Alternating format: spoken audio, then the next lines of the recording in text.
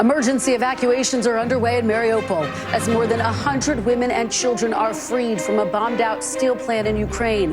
And top U.S. lawmakers arrive in Poland after a highly secretive trip to meet with President Zelensky in war-torn Kyiv. Plus, the January 6th committee wants answers from a trio of Republican members of Congress as the committee investigates whether former President Trump's allies inside the Capitol were connected to the insurrection.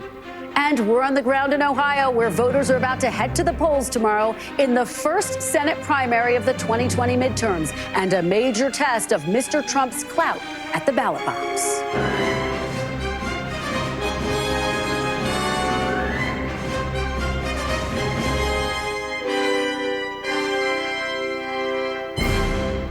Welcome to Meet the Press Daily. I'm Kristen Welker, in for Chuck Todd, and I should correct myself. Of course, we're talking about the 2022 midterms. Right now, though, in Ukraine, civilians are being evacuated from the city of Mariupol after weeks of failed attempts to do so. This is video from the Ukrainian National Guard of civilians fleeing the Mariupol steel plant.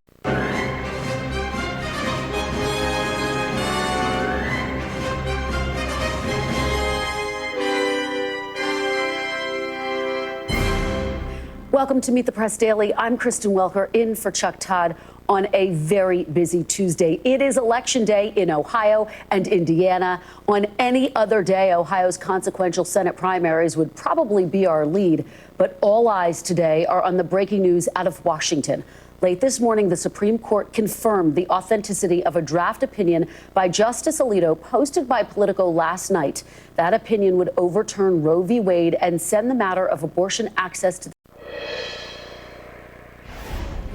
If it's Wednesday, it's election result day out of battleground Ohio.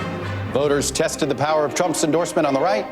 Democrats saw a big decline in turnout on the left. What it all means for the midterms ahead. Plus, how that bombshell leak of a draft Supreme Court ruling overturning Roe is scrambling the political landscape already, as a 9-term House Democrat is attacked for his stance on abortion by his Democratic primary rival.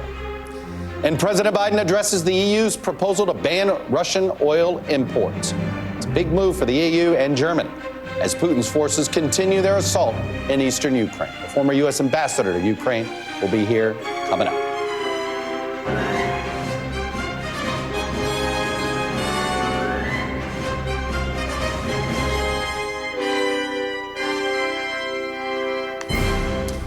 Welcome to Meet the Press Daily. I'm Chuck Todd. If it's Wednesday, it means voters voted somewhere yesterday.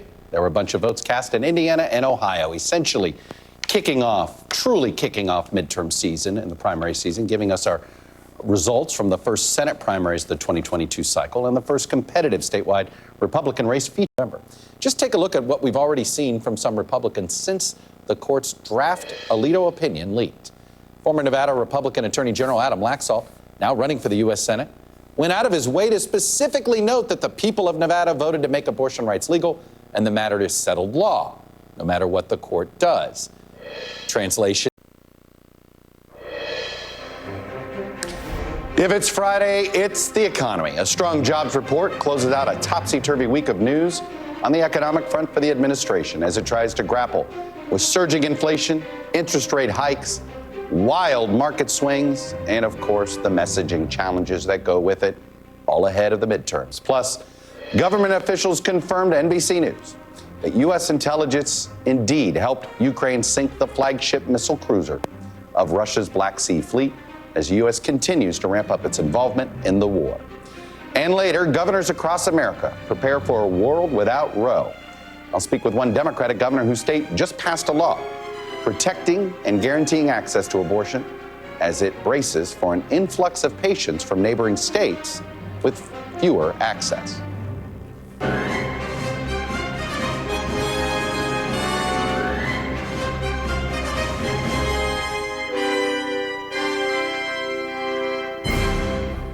Good Friday to you. Welcome to Meet the Press Daily. I'm Chuck Todd here in Washington, where the Biden administration faces some difficult questions on the most important issue for voters, which continues, despite all the other news this week, to be the economy. How does it slow inflation without slowing down the economy? And politically, how does this administration sell